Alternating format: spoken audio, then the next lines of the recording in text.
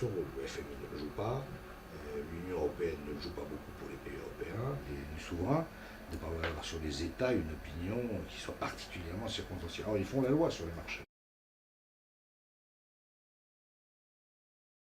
C'est une crise qui naît aux États-Unis, mais qui, notamment au travers des produits structurés qui sont construits sur l'immobilier américain, se retrouve dans l'ensemble des bilans des banques de la planète. Et ce que le FMI met en évidence jusqu'à l'été, c'est que ça va être très sérieux. Alors personne n'avait prévu au FMI que Lehman allait se casser la figure en septembre, ça je ne dis pas ça.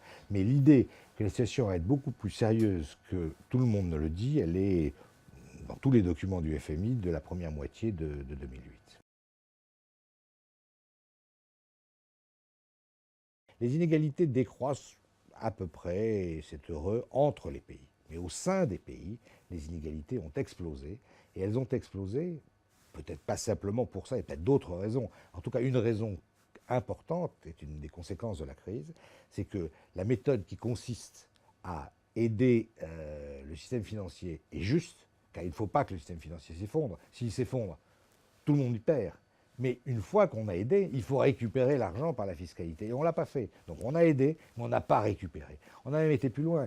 Imaginez qu'au cœur de la crise, les banques européennes ont été autorisées à distribuer des dividendes. Elles sont aidées par des fonds publics et quand même elles distribuent des dividendes aux actionnaires. Pour le coup, les Américains, eux, ils ont interdit ça.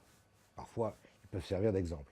Nous, on ne l'a pas fait. Mais ça illustre bien quelque chose, c'est que dans ce système qu'on a mis en place, et qui était juste, donner de plus en plus de liquidités à l'économie par l'intermédiaire du système bancaire pour éviter que ça s'effondre. Si on n'avait pas fait ça, on aurait eu des centaines de millions de chômeurs sur la Terre. Donc heureusement qu'on l'a fait.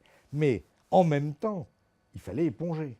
Il y a un incendie, il faut arroser à la lance d'incendie pour éteindre l'incendie, mais après, il faut éponger l'eau. On n'a pas épongé. On a laissé ces liquidités dans les poches de certains et pas d'autres. Les inégalités ont explosé et le populisme que nous voyons aujourd'hui se développer dans tous les pays européens et je trouve d'une certaine manière quand même aussi aux États-Unis, est pour moi le fruit de cette croissance des inégalités liée à une mauvaise gestion de la sortie de crise. Quand aux assemblées de printemps du FMI, on sort le